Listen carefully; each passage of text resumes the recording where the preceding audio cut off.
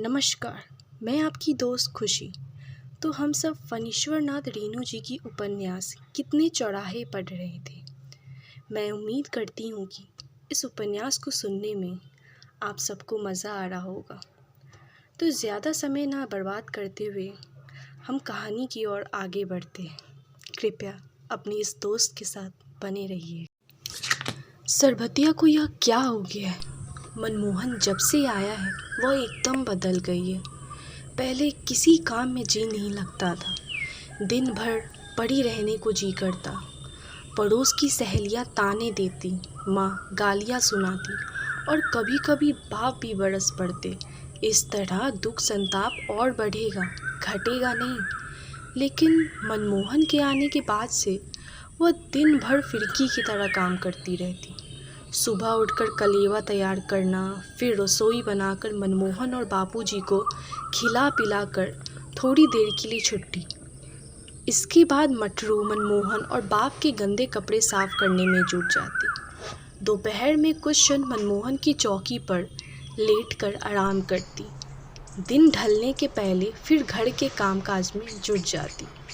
जिस दिन मनमोहन रोता हुआ घर वापस आया था, सरबतिया की इच्छा हुई थी कि वह बार बार मनमोहन को चुप करा के शांत करे, मगर मन में जो कुछ आता है उसे किया नहीं जा सकता। थोड़ी देर पहले उसके जी में आया था वह भी मनमोहन के साथ चले। वे लोग सन्यासी आश्रम में गए। यहाँ कोई स्वामी जी आए उपदेश देने के लिए। सरबतिया को कभी कभी लगता है मनमोहन उसका बेटा है। मनमोहन के बाबूजी बोले, बेटी मैं रात की गाड़ी से ही चला जाऊंगा। मोहरिल तो अभी तक लौटा नहीं। ये रुपए रख लो बबुआ के कपड़े के लिए। कह रहा था स्काउट का ड्रेस 15 तारीख के पहले ही तैयार करवाने की नोटिस दी गई है। सरबतिया बोली, मोहन तो अब लौट ही रहा होगा। रात में क्यों जाइएगा, सुबह की गाड़ी। सरबतिया की माँ आंगन से सुन रही थी। बोली, ठीक ही तो कहती है सड़ो, रात में क्यों जाइएगा। मनमोहन के बाबूजी बोले, सप्ताह में 3-4 दिन तो यहीं रहता हूँ, फिर परसों आऊँगा पोखर की मछली लेकर। सरबतिया की माँ बोली, जब बेटा वकालत पास कर लेगा, मामला मुकदमा के झंझट से तभी छुट्टी मिलेगी। सब भगवान के हाथ में। मनमोहन के बाबूजी का टमटम चौराहे पर नहीं गया होगा कि मनमोहन दल बल को साथ लौट आया। सरबतिया ने कहा, फूफा जी रात आकर चले गए। भेंट करना है तो अपने सभी लोगों से कहो कि साइकिल से। मनमोहन ने होठों में बिदका कर कहा, भेंट क्या करना है, हर तीसरे दिन तो आते ही है। सरबतिया ने चुटकी ली। 3 दिन पहले कौन भूत सवार हुआ था, गांव का अजीम। फिर घर जाएंगे, अभी जाएंगे। मनमोहन ने लात छिपाने के लिए सरबतिया के हाथ में चिकोटी काटी। सरबतिया हंसती हुई चीखी, लेकिन मटरू को यह अच्छा नहीं लगा। मटरू जब मनमोहन के पास अकेला होता है, मोहन भैया का आज्ञाकारी छोटा भाई हो जाता है। ज्यों ही सरबतिया आई कि दिल बदल जाता है। जी में होता है कि मनमोहन की किताबें चुराकर नदी में फेंक आए, बागर को उसके बिछावन पर बांध दे। और जब सरबतिया मनमोहन के बालों को संवारने लगती तो उसका जी जलने लगता। कहीं से एक कैंची लाकर एक रात वह मनमोहन के बाल काट देगा। अभी जब मनमोहन ने सरबतिया दीदी की चिकोटी काटी, मटरू की कनपट्टी गर्म हो गई। सरबतिया ने पूछा, क्या कहा स्वामी जी ने? प्रसाद उरसाद भी मिला। मनमोहन ने कहा, दीदी स्वामी जी की सभी बातें तो समझ में नहीं आई, लेकिन बार बार उन्होंने जोर देकर जो बात कही उसका यही मतलब था कि कमजोर सही शरीर से दुनिया में कोई काम नहीं होता। मटरू ने आंगन में अपनी माँ को चुपके से बतलाया। मोहन भैया ने दीदी को चिकोटी काट ली। माँ बोली, तो तेरा क्या बिगड़ा? मटरू ने उदास होकर कहा, दीदी मुझ पर हमेशा गुस्सा करती है और मोहन भैया से हंस हंस कर बोलती है। माँ ने हंसी को दबाकर पुकारा, सुनती है सरो, मटरू क्या कहता है? सरबतिया ने जवाब दिया, मटरू आजकल दिन भर टेंगनवा के साथ बीड़ी धूपता रहता है, उसका मुंह सूंघ कर देखो। मटरू ने मन ही मन कहा। तुम मना करोगी तो और भी पीऊँगा। मनमोहन मुंह हाथ धोकर पढ़ने के लिए बैठा। सरबतिया पास में ही बैठी मटरू की जीपी छुराने लगी। बोली, स्काउट में नाम लिखाए हो तुम? क्यों? सभी को भर्ती होना पड़ता है। स्काउट बनकर क्या करते हैं? काम क्या करना होगा? ड्रिल करते हैं और मेला बाजार लगता है तब लोगों की सेवा करने के लिए जाते हैं। असल में मनमोहन भी पूरी तरह नहीं जानता कि स्काउट का क्या क्या काम है। सरबतिया बोली, उसके लिए ड्रेस बनवानी होगी। हाँ, बापूजी से कह दिया है। बापूजी ने दाम दे दिया है। दिया है? ठीक है, कल ही कपड़ा खरीद लूंगा। प्रियोदा ने कहा है खादी कपड़ा खरीदना। कौन प्रियोदा? सेकंड मास्टर साहब के छोटे लड़के। तकली काटते हैं, अपने हाथ से कटे हुए सूत का ही कपड़ा पहनते हैं। हठात सरबतिया के चेहरे का रंग बदलते देख मनमोहन को ख्याल हुआ कि सरबतिया का दूल्हा भी खादी पहनता था। उसने बात को मोड़ने के लिए कहा, जानती है दीदी, सरस्वती पूजा में भक्त रूप नाटक होगा हम लोगों के स्कूल में। तुम भी पाठ करोगे? कल बताऊंगा। क्यों? कल चुनाव होगा, गाना और पाठ पढ़वाकर, तब पाठ बटेंगे। मनमोहन ने भक्त ध्रुव की कहानी सुनाई। किस्सा सुनते सुनते सरबतिया कई बार रोने को हुई, लेकिन उसके मन पे काबू पा लिया। मटरू ने न जाने कब आकर किस्सा सुनने में मगन हो गया। कहानी समाप्त होने पर उसने कहा, मोहन भैया कितनी बढ़िया किस्सा सुनाते, और तू तो दीदी बस एक था बकर चढ़वा और एक था लकड़ सूंघवा का किस्सा ही सुनाती है। जा जा, बकर चढ़वाहा को बकर चढ़वाहा का किस्सा ना सुनाया जाएगा तो राजा रानी का। सरबतिया मुस्कुराकर मटरू की पीठ पर हाथ फेरने लगी। बहुत दिनों के बाद दीदी ने उसको इस तरह प्यार किया है। बाहर पैर की आहट सुनकर ही मटरू समझ गया बाबूजी लौटे हैं। वह दौड़कर बाहर चला गया। सरबतिया ने नाक सिकोड़ ली। वह जानती है बाबूजी झोली में बोतल लेकर लौटे हैं। आज फिर कोहरा मचेगा। सरबतिया उठकर माँ के पास गई। बोली, मैया, बाबूजी दारू लेकर आए हैं। लगता है साथ में कलिका मोहरी भी है। मोहन को इसलिए बोर्डिंग में देना चाहते हैं फूफा जी। माँ नाराज हो गई। बोर्डिंग में देना चाहते हैं तो दे, कौन मना करता है। दिन भर थकने के बाद आदमी घर में थोड़ा शौक मौज नहीं करेगा तो कहाँ जाएगा। इतने दिनों की आदत है, कैसे छूटेगी भला। सरबतिया के बाबू ने अपनी कोठरी में हाँक दी, सरो, माँ से कहो चाट चखना कुछ तैयार हो तो लेती आए। सरबतिया समझ गई साथ में कोई नहीं, इसलिए आज माँ की बुलाहट हो रही है कमरे में। आज माँ भी एक आध प्याली पिएगी, मटरू भी एक आध घुट पी लेगा। इसके बाद किसी बात पर बाबूजी नाराज़ हो जाएंगे माँ से, फिर मटरू को बाहर निकालकर माँ को पीटने लगेंगे। माँ अंदर रोई और मटरू बाहर। तमाशा शुरू हुआ। सरबतिया की माँ बोली, सरो, तू आकर भात देख ज़रा।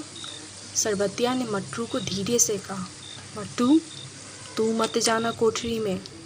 मटरू बोला, क्यों, मोहन भैया दारू नहीं पिएगा।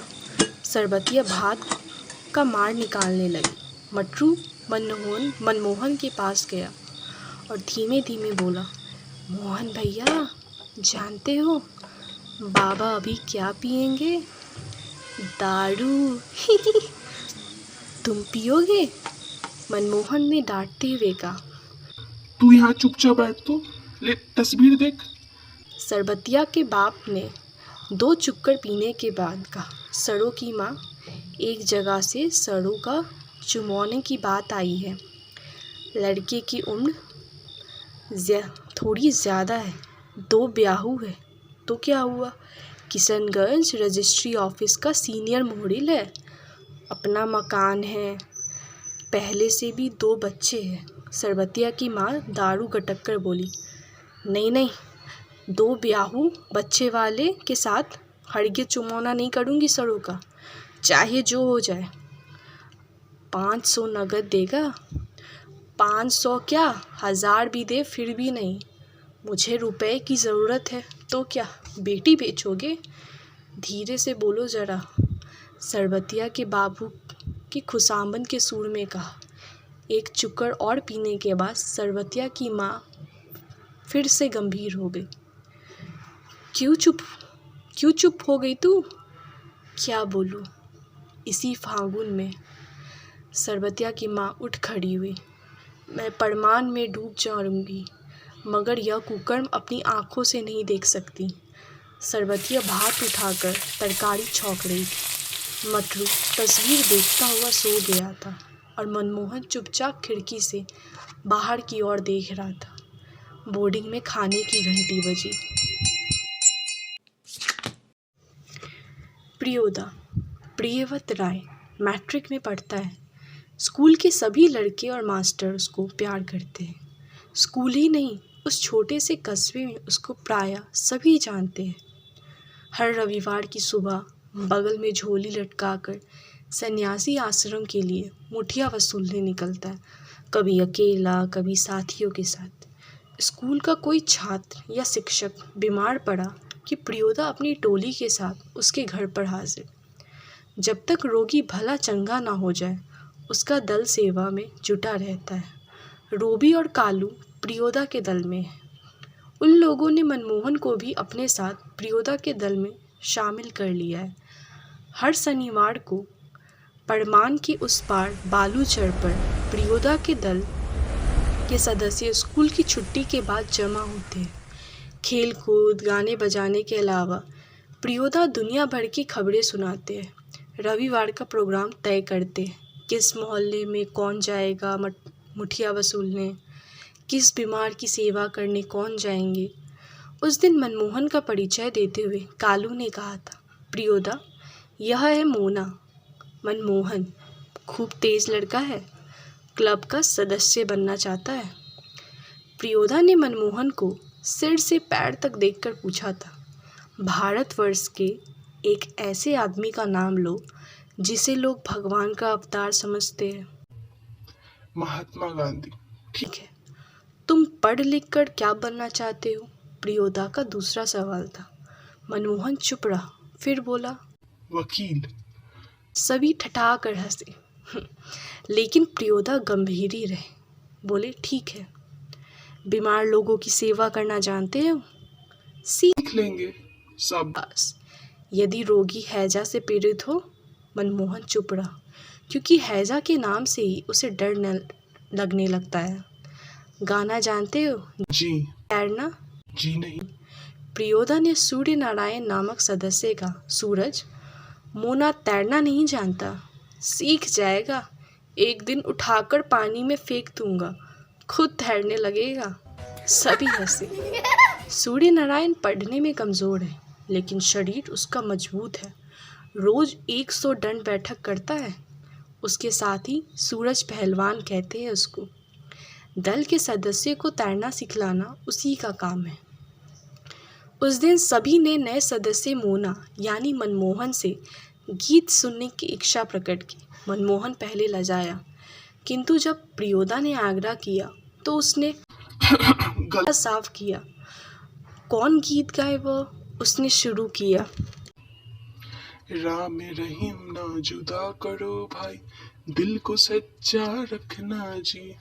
गीत समाप्त होने के बाद प्रियोदा बोले, वाह, बहुत मीठा गला है तुम्हारा। कालू, तुम प्रभात फेरी वाले दोनों गीत मोना को सिखा देना। सूरज पश्चिम की ओर झुक गया। बालूचर पर लाली उतर आई। परमान की धारा पर डूबते हुए सूरज का अंतिम किरण झिलमिलाई। पंखेरु दल बांधकर बांसवन की ओर लौटने लगे। प्रियोदा के दल के सभी सदस्य पंक्ति बांध कर लौटे। पुल के पास एक गाड़ीवान तन्मय होकर गीत गा रहा था।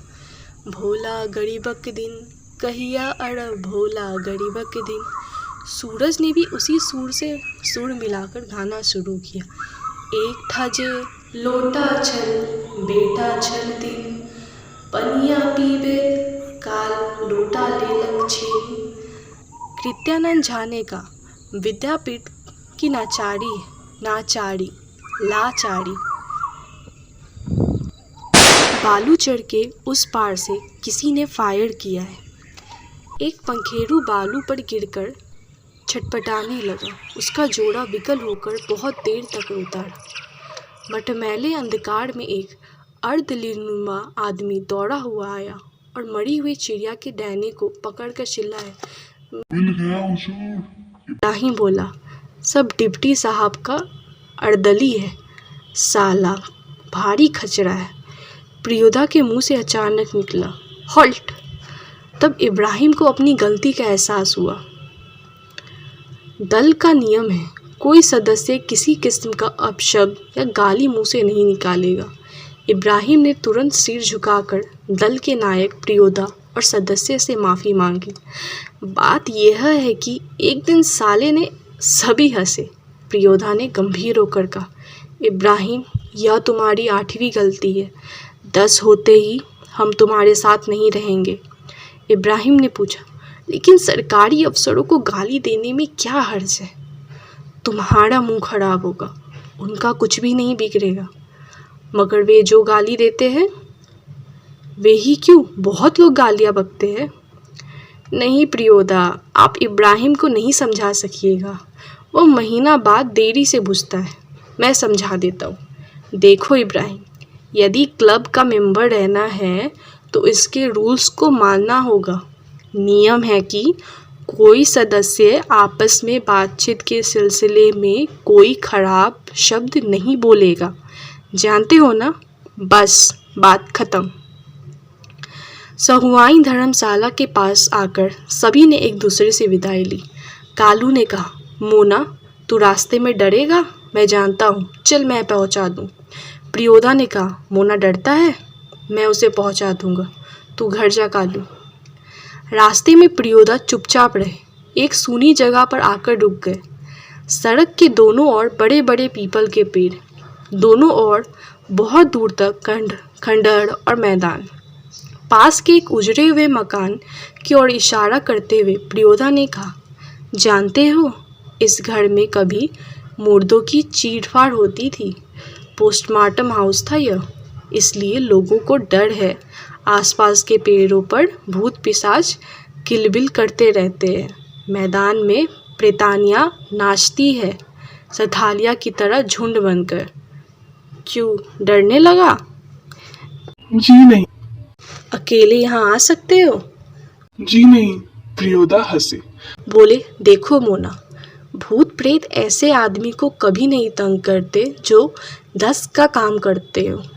तुम्हारी उम्र में मैं भी डरता था। मेरे गुरु महाराज ने मुझसे हंसकर कहा, 10 और देश का काम करने वाले तो खुद भूत होता है, उसको भूत क्या कर सकता है। चलो शुरू करो वही गाना, राम रहीम ना। मोहन गाने लगा, राम रहीम ना जुदा करो भाई, दिल को सच्चा रखना जी।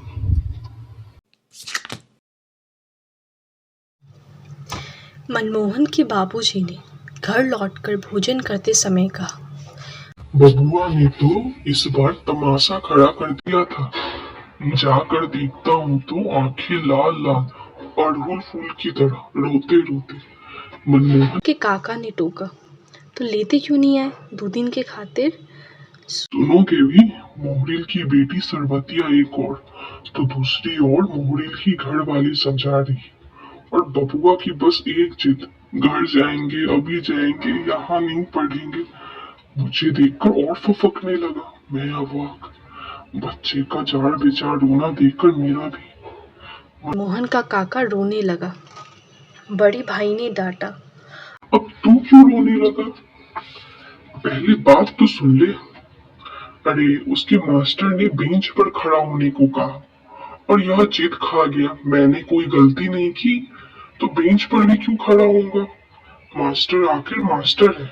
दिया होगा एक आध चमाटा कस के, और यह वही बस्ता लेकर टिफिन के बाद फड़ाड। मैंने समझाया रात भर। दूसरे दिन विचार हुआ कि बोर्डिंग में रख दे, मगर दूसरे दिन स्कूल से लौटकर आया तो एकदम बदला हुआ। मास्टर ने सबसे आगे बैठाया, जितना सवाल पूछा सबका सही सही जवाब दिया।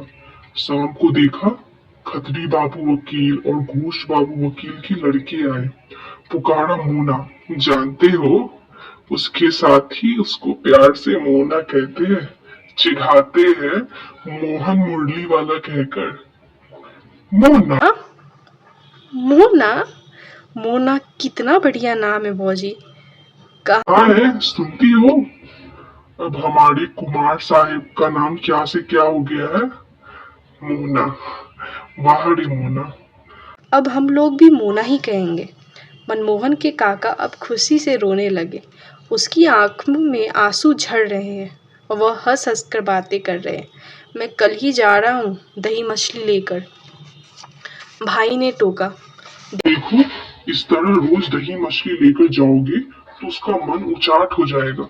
दिल लगने दो ठिकाने से।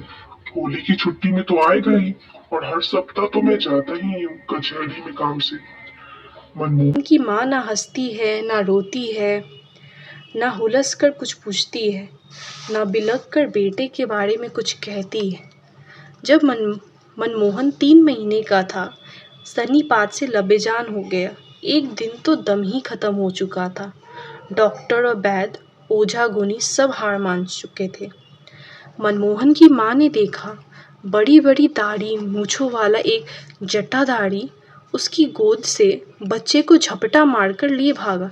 मनमोहन की माँ दहाड़ मारकर रो पड़ी और दौड़ी उस बजपकड़ा के पीछे। जब उसकी घिघड़ी बढ़ गई तो उस भयंकर मूर्ति ने उलट कर डांटा, खराब खराब गालियां देने लगा और बोला, यह तेरा बच्चा है? मनमोहन की माँ ने कहा, हाँ बाबा। इस पर उस विकराल व्यक्ति ने जोर से एक और बद्दी गाली देते हुए कहा, तब तो अभी इसका गला घोट दूंगा। और वह बच्चे के कंठ पर दोनों हाथ की उंगलियां के नाखून गड़ाने को तैयार। मनमोहन की माँ को अचानक ज्ञान हुआ। बोली, बाबा, यह आपका ही बच्चा है। मैं तो इसकी दाई हूँ, पालती हूँ इसको। यह सुनकर वह देव या दानव हंसा, खुश हुआ, बोला, तो ले जा, मगर याद रखना, इसे अपना बेटा समझोगी, इसे बेटी की तरह लाड़ दुलार करोगी तो इसे लेकर चला जाऊंगा। मनमोहन की माँ की आंखें खोली तो देखा चारों ओर लाग घेर कर बैठे हैं। वैद्य जी है, मनमोहन के बाबूजी, काका, सभी आश्चर्य से देख रहे हैं। उधर दिन भर से हुकुक करता दम तोड़ता हुआ बच्चा रोने लगा। वैद्य जी खड़न में जल्दी जल्दी मकर ध्वज घोटने लगे। तब से मनमोहन की माँ को उस मूर्ति के कई बार दर्शन हो चुके हैं। हर बार वह हाथ में चिमटा खनखनाकर चेतावनी दे गया है, याद रखना। और इसी को कहते हैं भगवान की माया। माँ के बदले मनमोहन के उसके काका ने पाला, माँ की लाड़ प्यार दिया। उसी लड़के के कारण उसके स्वभाव में कुछ स्त्री सुलभ गुण दोष आ गए। मनमोहन अपनी माँ को मौसी कहता है, इसलिए बड़े भाई के कहने के बावजूद उन्होंने रात में ही प्रोग्राम पक्का कर लिया। अब भैया बिगड़े मुझ पर या नहीं, मैं तो कल दही मछली लेकर जाऊंगा ही। हर सुबह को सचमुच वो घर से लापता थे। मनमोहन की माँ हंसकर बोली, वो लौंडा जितना रोया है उससे 10 गुना तो ये रास्ते में ही रोएंगे। फिर वहां पहुंचकर इस बार मुनि जी से मोना जी। आश्चर्य की बात है, मन पर बंधन डालने से सब कुछ हो सकता है शायद, क्योंकि उस बीमारी के बाद से ही मनमोहन की माँ सौतेली माँ समझने लगी अपने को। और इस बेरुखी और बिलगाव के कारण मनमोहन की माँ को कभी अपनी माँ ना समझ पाया। उसने माँ कभी कहा ही नहीं। दुश्मन छोड़ के माँ ने कोई दूसरा प्यार भरा संबोधन नहीं किया। और मनमोहन ने रोते समय भी माँ कहकर नहीं पुकारा। का दुश्मनी साधने के लिए कभी कभी मनमोहन की माँ बेरहमी से पीटती थी। वह भूल गई है कभी मनमोहन उसके गर्भ में था। मनमोहन के पहले 3-3 बच्चों की मृत्यु ठीक 3 महीने की उम्र में सन्निपात से ही हुई। सो अब सब भूल गई है कि कौन उसके गर्भ में था और कौन नहीं। पढ़ लिख कर ही क्या कर देगा उसका, जिसका बेटा है उसके काम आएगा। बड़ी बड़ी दाढ़ी घुंघराली, जटाजूट, लाल लाल आंखें, खराब खराब गालियाँ, जिंदगी भर देखती सुनती रहेगी वो।